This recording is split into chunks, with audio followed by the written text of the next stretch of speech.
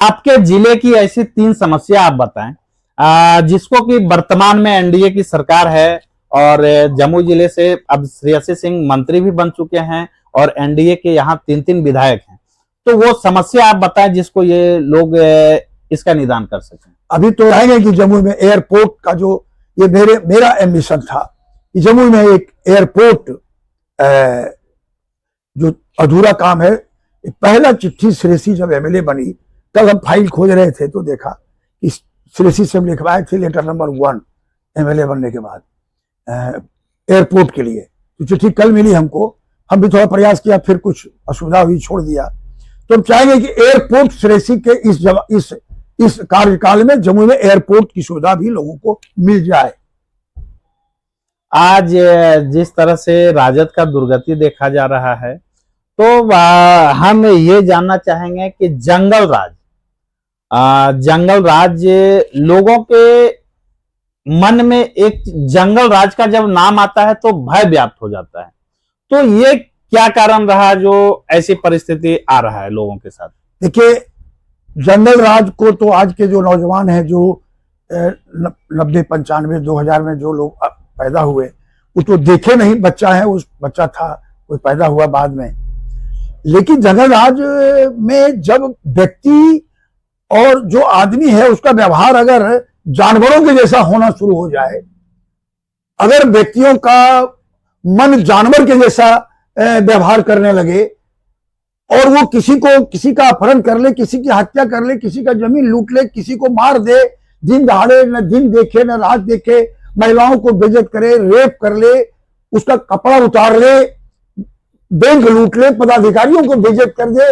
ये जब अमानुषता बढ़ जाए आदमी के अंदर और उसको सत्ता संरक्षण मिले, सत्ताधारी दल और सरकार उसको मदद करे, वैसे लोगों को हम उसी को जंगल राज कहते हैं। उसी की कल्पना से रोआ खड़ा होता है।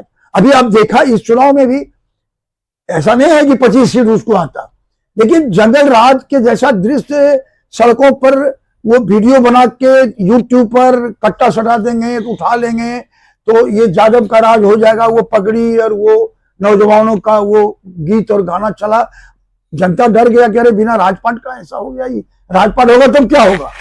और सही मायने में अगर आज तेजस्वी मुख्यमंत्री बनते तो बिहार 50 साल पीछे जाता। हत्या, अपराध, नरसंहार सब कुछ बढ़ जाता बिहार में। लूट, डकैती, रंगबाजी, गरीब लोग पलायन कर जाता, परिवार का परिवार भाग जाता। पहले भागा है, कई गांव दौलतपुर में भागा था, हम लोग के इलाके में कई गांव भाग गया, घर द्वार छोड़ के रेप कर लेता था दिन में रात में। तो ऐसा कई गांव था। तो वो जंगल राज में व्यक्ति अपने मानव स्वभाव से बदलकर जब वो पशु के स्वभाव के जैसा व्यवहार करने लगे, हम उसी को कहते हैं जंगल राज। इसको खोलिए। अभी जन स्वराज पार्टी प्रशांत किशोर की पार्टी है और वह जिस तरह से चुनाव प्रचार उन्होंने 3.5 वर्षों तक किया और आज जो नतीजा उनके सामने है, इसमें क्या कमी रह गई ऐसी जो प्रशांत किशोर फ्लॉप कर रहे? देखिए, प्रशांत किशोर जी का जो जिन विषयों को लेके वो राजनीति के मैदान में आए, हम उस विषय पर हम उनका विरोध नहीं कर सकते हैं। वो बहुत मूल समस्या जो बिहार का है उन विषयों को उन्होंने उठाया और उन विषयों को वो उसको लाए सामने में। उसकी प्रतिक्रिया नहीं होगी, लेकिन जनता के सामने में एक समस्या था कि अगर हम उस विषय को पहले लेते हैं तो फिर कहीं तेजस्वी नहीं जीत जाए, जंगल राज नहीं आ जाए। इसलिए जो जनसुराज की तरफ जो लोग कर लिए थे, जो संख्या बढ़ा था, वो फिर बैक होके एनडीए को वोट दिया। दूसरा, जनसुराज विषय तो लाए, लेकिन आंदोलन वो एक पेड वर्कर के द्वारा वो चलाना चाहे। राजनीति में पेड वर्कर के द्वारा पैसा खर्च करके बाहर से परचेज करके एक कार्यकर्ता को यूपी से, मध्य प्रदेश से आप ले आए और आप चाहेंगे कि इस पर गांव में संगठन बन जाए, गांव में एक बड़ा कोई हमारा आंदोलन खड़ा हो जाए। इम्पॉसिबल। आंदोलन गांव से चलेगा, जमीन से चलेगा, यहां के लोग खड़ा करेंगे। यहाँ के लोगों को तैयार करना होगा।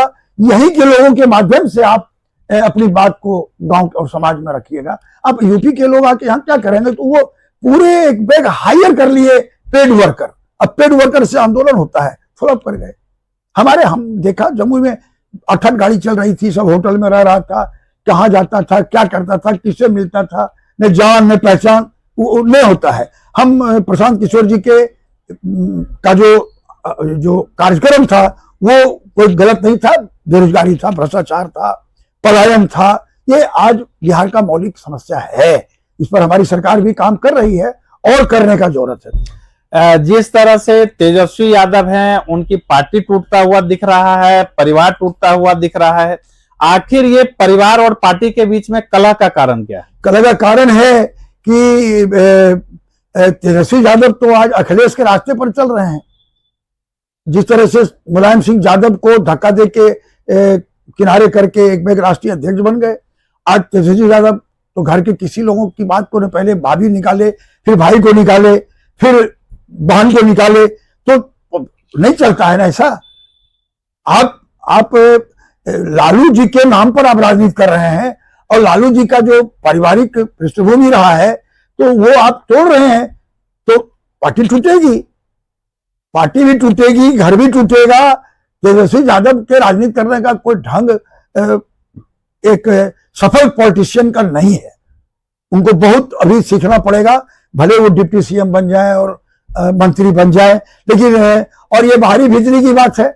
आज वो गाइड हो रहे हैं अपनी पत्नी से, गाइड हो रहे हैं संजय यादव से, गाइड हो रहे हैं आपके वो कौन एक अपराधी है उत्तर प्रदेश का, आज वो उनको गाइड कर रहा है। भाई बिहार बुड़बक नहीं है। आज तो कल तो पुतला दहन हुआ, उनके समाज में आवाज उठने लगा है, बहन को चप्पल मार के भगा दिया। अरे कौन राजनीति कर रहे हैं जी? तो टूटेगा, आरजेडी टूटेगा, कांग्रेस बिहार में विलीन हो जाएगा, खत्म हो जाएगा। आप जमीनी नेता हैं, गांव घर का पॉलिटिक्स देखे हैं बहुत नजदीकी से, अगर आपको एक सलाह तेजस्वी यादव को देना हो तो आप क्या देंगे? हमारा विचार है, हम वो क्या कहते हैं, दीनदयाल जी का जो हमारा एक जो सिद्धांत है एकात्म मानववाद का है, हम उस पर काम करें। हमारा अंत्योदय है, हम आम जनता को ज्यादा से ज्यादा हम सहूलियत दे सके। उसने आज से हम लिखे थे 15 में कि बिहार में पूरे हरा गमछी पर प्रतिबंध लगा देना चाहिए तेजस्वी यादव को, और वैसे उदंड लोगों को जो सड़कों पर यूट्यूब लगा के बना के वीडियो बना के गाना बना के जो परोस रहा है, जो समाज में दरार पैदा कर रहा है, दहशत पैदा, उस पर एफआईआर करे। वैसे लोगों पर आज तक तेजस्वी यादव ने कोई प्रतिक्रिया नहीं दिया है, आज तक कोई सवाल खड़ा नहीं किया, जबकि उनके पास पत्रकारों ने इस सवाल को उठाया, वो हंस के इसको टालते रहे। इसका मतलब लोग प्रोत्साहित कर रहे हैं वैसे लोगों को, खाली जातीय उन्माद फैला के। यादव और मुसलमान का जो समीकरण है, उस समीकरण को जिंदा रखने के लिए वैसे लोगों को फ्री हैंड किए हुए हैं, इसलिए ऐसा कर रहा है। आज मुख्यमंत्री ने शपथ लिया और 10वीं बार शपथ लिए हैं, और जमुई के लिए भी एक बहुत अच्छी खबर है कि जमुई की विधायक श्रेयसी सिंह को मंत्री का पद दिया गया है। तो आप अपने ओर से जमुई वासियों को क्या संदेश दें? मैं जमुई की जनता को, श्रेयसी सिंह को क्या संदेश दें? मैं जमुई की जनता को बहुत बहुत बधाई देंगे कि एक युवा, एक ईमानदार विधायक को पूरे श्रद्धा और पूरे मन से बहुत बड़ा मत देकर जिताया है। और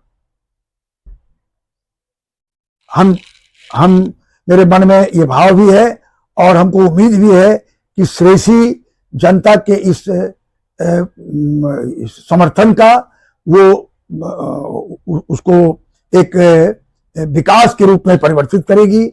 अगर जो विभाग अब क्या मिलता है मंत्रिमंडल में, जो भी विभाग मिलेगा उसमें पूरे ईमानदारी, पूरी निष्ठा से वो काम करेगी। वो काफी पढ़ी लिखी है, जानकार है, दुनिया देखी है, एक पॉलिटिकल फैमिली से उसका बैकग्राउंड से, और उम्मीद है कि जमुई में जो विभाग उसके पास हो उससे कोई फर्क नहीं पड़ता है। जो बाकी काम है जमुई का उसको भी वो दूसरे विभाग से पैसा लाकर, योजना लाकर वो जमुई की धरती पर देगा और जमुई की पहचान बिहार के विकसित जिलों में होगा, यही उम्मीद हमारी। चलिए, आप नमस्कार, आप देख रहे हैं समाचार इंडिया 24। मैं हूं विश्वजीत कुमार। आज मेरे स्टूडियो में एक बहुत बड़े शख्सियत मौजूद हैं जो जब से जिला बना है तब से बीजेपी के लिए कार्य कर रहे हैं और आज उनकी मेहनत रंग लाया है। और आप देख सकते हैं आज जो एनडीए की सरकार बनी है और आज के दिन ही जमुई से बीजेपी की श्रेयसी सिंह आज शपथ ली है माननीय मुख्यमंत्री नीतीश जी के सरकार में। मौजूद है वो राजकिशोर सिंह जी हैं जो जब से जिला बना है 1992 में सक्रिय रहे हैं बीजेपी में।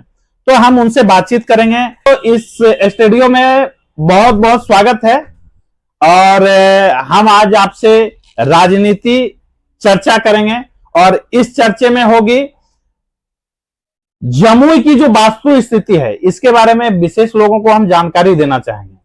आपके चैनल को आपको बहुत बहुत बधाई है।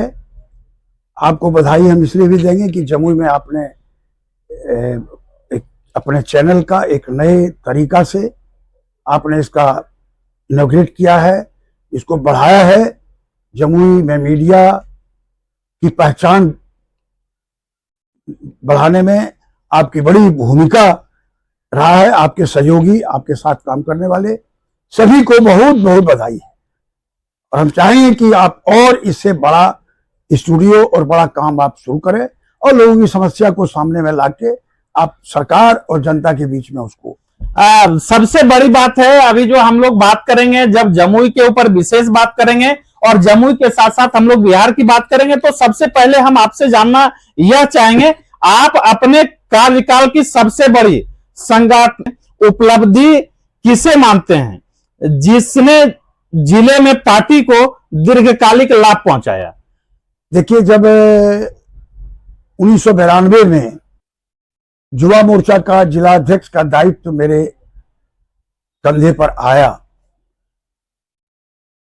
तो युवा मोर्चा जमुई के लिए बिल्कुल नया था। न कार्यकर्ता थे हमारे साथ और न पैसा था हमारे पास। तो कार्यकर्ता भी नहीं रहे और पैसा भी नहीं रहे और संगठन को एस्टेब्लिश करना हो, ये कितना बड़ा कठिन काम रहा होगा, कल्पना करते हैं तो रोंवा खड़ा हो जाता है कि कार्यकर्ता की भी कमी, पैसा भी नहीं और लोगों को जानकारी नहीं कि युवा मोर्चा क्या है नहीं है। न युवाओं में इसकी जानकारी थी, न बुजुर्गों में थी। और हम उस वक्त युवा मोर्चा को अपनी मेहनत से गांव में जाके नए नए नौजवानों को जोड़ने का काम किया और एक तरफ जंगल राज भी शुरू हो चुका था बिहार में। लोग डर रहे थे, दहशत में थे कि भाई हम लालू जी के खिलाफ किसी पार्टी लोढ़ी में नहीं जाएंगे। बड़े जो थे बच्चों को नहीं छोड़ते थे कि राजनीति में जाओ, मार देगा, बम मार देगा, गोली मार देगा। उस परिस्थिति में गए गांव गांव जाकर सभी वर्गों में, पिछड़ी, अति पिछड़ी, दलित, सवर्ण, सभी वर्गों में नौजवानों को निकाला और युवा मोर्चा को एक मजबूत युवा संगठन बनाया जमुई जिला में, उसको पहचान दिलाया। ये मेरी उपलब्धि भी थी और एक बहुत कठिन दौर भी मेरे जीवन में, राजनीतिक जीवन में वो रहा था। ये दूसरा सवाल ये है, वह कौन सा एक पहल या कार्यक्रम था जिसे आपने शुरू किया और जो कार्यकर्ताओं को सबसे अधिक जोड़ने में सफलता प्राप्त की आपने? पार्टी के द्वारा बिहार में आंदोलन के जनक हम लोग के नेता अब नहीं हैं। सुशील कुमार मोदी को मैं नमन करता हूं। बिहार के हजारों लाखों कार्यकर्ताओं को उन्होंने आंदोलन करने का ट्रेनिंग दिया, साहस दिया, हिम्मत दिया और संबल दिया। तो 95-96 में चारा चोरी का बहुत बड़ा आरोप लगा लालू यादव जी पर और लालू यादव तब तक बहुत मजबूत मुख्यमंत्री पूरे देश के अंदर, देश में सबसे मजबूत मुख्यमंत्री बन चुके थे। उनके खिलाफ आंदोलन करना, लगता था कहां से बम चलेगा, किधर से गोली चलेगा, लालू जी के खिलाफ धरना देना, सत्याग्रह करना और हम लोग लगे रहे संख्या हमारी कम रहती थी, लोग डर से नहीं आते थे, लेकिन हम लोग जमुई कचहरी चौक पर हो, पटना में हो, मुंगेर में हो, जहां जहां आंदोलन का जगह पार्टी तय करती थी, हम लोग जाते थे सैकड़ों की संख्या में। और हम लोगों ने उस आंदोलन के माध्यम से जनरल राज पर अंकुश लगाया, लालू जी जेल गए, और जो गुंडागर्दी था उस पर भी लगाम धीरे धीरे लगना शुरू हुआ। आपके नेतृत्व में लड़े गए किसी प्रमुख चुनाव, जीत या हार के पीछे मुख्य कहानी क्या रही? उस समय आपकी मुख्य चुनावी रणनीति क्या रही? ऐसे तो चुनाव तो हमारा, मैंने हर चुनाव में मेरी सक्रियता तो रहती ही थी। 95 में मैं भी चुनाव लड़ने में हम दावेदार थे, टिकट भी मेरी पार्टी ने मुझे तय कर दिया था 95 में। लेकिन नरदेव भगत जी हमारे बुजुर्ग हमारे नेता थे, उनकी इच्छा थी कि एक चुनाव में और लड़ूं, और उन्होंने कैलाश जी से रिक्वेस्ट किया कि एक चुनाव हमको दीजिए, उसके बाद ये लड़ेगा, हम बैठ के इसको मदद करेंगे। तो हमसे कैलाश जी ने कहा, हमने उस टिकट को छोड़ दिया। हम कहा ठीक है, इनको इच्छा है तो एक बार ये और लड़ लें। 95, लेकिन 2000 में जब मेरी दावेदारी बढ़ी तो 2000 में वो गठबंधन में सीट चला गया, और माननीय नरेंद्र जी जैसे बड़े नेता गठबंधन से जमुई में उम्मीदवार हो गए। मेरी दावेदारी कटी तो आज तक कटले रह गया। एक कार्यकर्ता के रूप में हम लगे हैं और आज भी लगे हुए।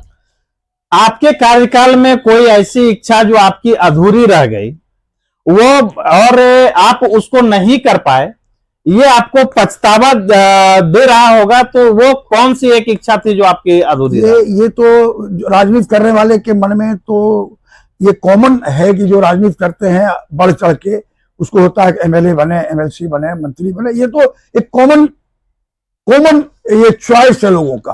परंतु बीजेपी में रह के हम काम को प्राथमिकता देने का हम लोगों को शिक्षा मिला। हम पद और पैसा के तरफ हम लोगों का ध्यान नहीं गया। हम नहीं बने, कोई अफसोस नहीं, अफसोस तो रहा, लेकिन कोई उसके लिए मन में बेचैनी और कोई दर्द कभी नहीं बना। जो भी लोग जिले का नेतृत्व कर रहे थे उस समय, ऐसा होता है बहुत बड़ा संगठन लेके चलना लोगों के लिए काफी मुश्किल भरा काम होता है। तो जब संगठनात्मक मतभेद जब होती है कार्यकर्ताओं के बीच, तो उस समय आपने उसको कैसे संभाला और फिर इसका निदान आपने किस प्रकार से किया?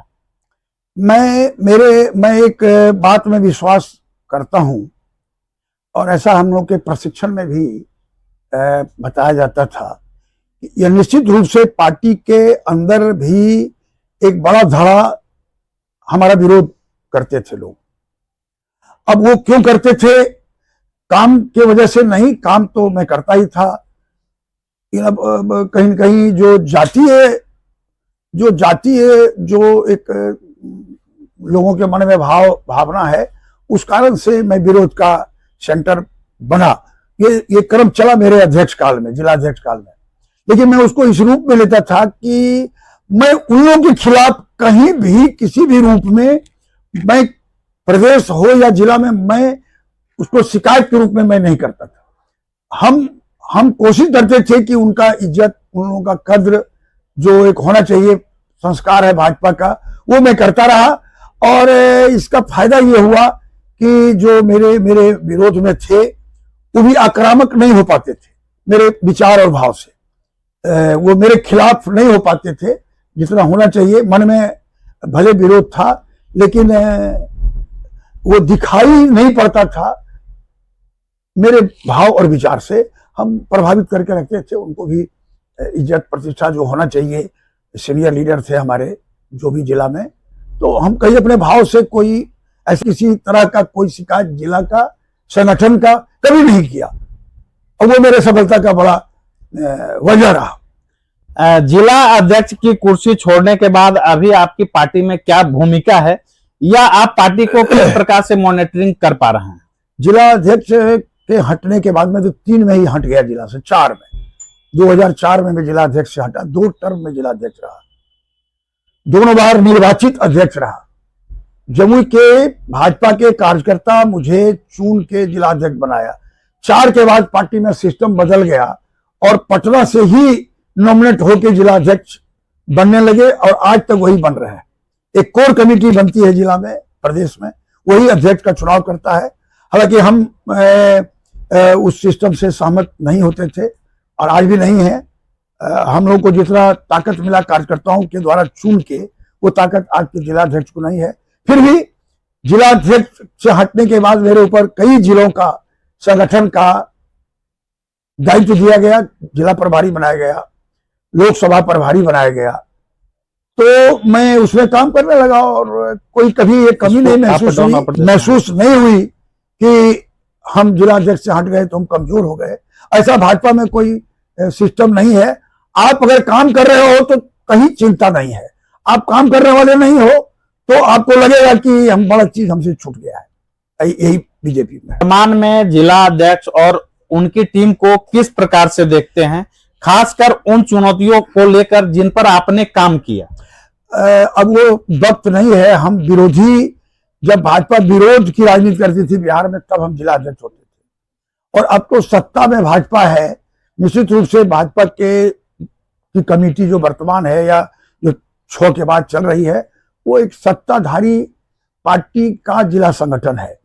तो काम करने का, तो सरकार के काम पर हम वाहवाही लूटते हैं, कोई संघर्ष करने का बहुत नहीं है। लेकिन जो भी संगठन बनता है, वो संगठन का जो ड्यूटी है वो बराबर वो काम करते हैं, लोग लगते हैं।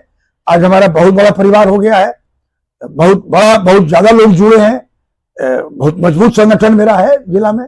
और ये तो अभी नई कमेटी बनी है 3-4 महीना पहले, लेकिन मिला जुला के कमेटी हमारी काम कर रही है। बीच के दिनों में कुछ भेदभाव के साथ जिला संगठन काम किया है, उससे हम कमजोर भी हुए हैं बीच के दिनों में। अगर आपको वर्तमान नेतृत्व को कोई सलाह देना है, पार्टी 5-10 साल तक मजबूत रहे, तो आप क्या देंगे? पार्टी पर निर्भर है। हम लोग जिस संगठन से अपनी राजनीति शुरू किया, जनता पार्टी था, तो हम लोग तो दरी बिछाए, पोस्टर साटे, दीवार वॉल राइटिंग किया, झंडा गाड़े, गेट बनाते थे। हम लोगों को कोई काम आज भी बुरा नहीं लग रहा है। लेकिन अब जो लोग आए हैं उनको पता नहीं, कार्यकर्ता बनने में बड़ा संकोच लगता है। वो सोचते सर हम आज आए और हम आज नेता बन जाए, कोई पद मिल जाए, और जब तक पद रहे काम करें। अब पद हटे तो घर में बैठ के मुरेठा बांध के अब बैठ जाए और हमको आप प्रणाम करते रहो, इज्जत देते रहो। अब मेरे जिला में है भाजपा में से कई महानुभाव जो पगड़ी बांध के भाजपा बनते हैं, लेकिन जब जरूरत पड़ता है घर में बैठे रहते हैं। अभी चुनाव में कई लोग हमारे दल के सीनियर लीडर जो जिला स्तर के हैं, वो घर में बैठे रहे पूरे चुनाव, कहीं दर्शन नहीं दिया। लेकिन जब बड़ा बड़ा नेता आ गए तो मंच पर पगड़ी बांध के वो खड़ा रहे। अब क्या करिएगा उसको? अभी हुआ ऐसा, नाम नहीं लेंगे हम उनका, लेकिन 1-2 आते भी थे तो लगता था कि ले जाके आ रहे हैं, ले जाके भाग रहे हैं। भैया क्या है, आपकी पार्टी का चुनाव है, आप लीडर हो, आपकी पहचान बनी उस पार्टी से, तो आप काम करो। हम लोग को क्यों नहीं लाज लग रहा है यार? हम अभी झाड़ू बोल देंगे, अभी भी हम जो काम कहेगा करने करेंगे। एक कार्यकर्ता बन के अगर काम करेगा तो उसको कभी अपमानित नहीं होना पड़ेगा, कभी उसको खालीपन नहीं नजर आवेगा, उसको कभी कोई दिक्कत नहीं होगी टिल लाइफ। जब आप संगठन के लिए काम कर रहे थे, उस समय परिवार के द्वारा आपका परिवार का सहयोग आपके प्रति कैसा रहा? ये पूरे परिवार का सहयोग अगर आदमी को नहीं मिलेगा तो राजनीति में वो सफल नहीं हो सकता है। असुविधा होती है, एक तरफ परिवार, एक तरफ राजनीति। बता तो दिया हम पहले ही कि न कार्यकर्ता था न पैसा था, तो इस दोनों की कमी थी। एक तरफ परिवार में भी तो बहुत आमदनी का बहुत सोर्स नहीं था। कचहरी में वकालत करते थे, पैसा कमाते थे, तो वो पैसा पार्टी के काम में लगा देते थे, टेबल में, दरी में, कुर्सी में लगाते थे। उसी में घर का तरकारी भी जाना है, कभी बिना सब्जी का खाना खाए। तो कष्ट तो पारिवारिक जीवन में हुआ। बच्चे थे, स्कूल का फीस नहीं दे पाते थे टाइम पर। पहले लगता था पार्टी का काम करें तब परिवार का काम करें।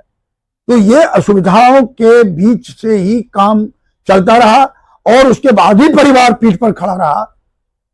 मेरे भाई, मेरे सहयोगी, मेरी पत्नी, मेरी माँ, सब पीठ पर खड़े रहे। कहीं हमको कोई व्यवधान उन लोगों ने उत्पन्न नहीं किया। स्टार सिटी में भी हम हंस के जिए और हम आगे बढ़े। आपको हमारे साथ जोड़ने के लिए बहुत बहुत धन्यवाद। और आगे भी आप हमारे साथ इसी तरह जुड़े रहें। बहुत बहुत बधाई आप लोगों को फिर देते हैं, और आप आगे बढ़िए, आपका और महकमा बड़ा हो। जमुई में आप जमुई के लोगों की भावना को, जो पुराने लोग हैं सबको आप कनेक्ट करें, बढ़ावें आगे। ये मेरी आपसे आपके प्रति यही शुभकामना है। सभी चलिए। नौजवान जो आपके साथ लगे हैं, सब चलिए।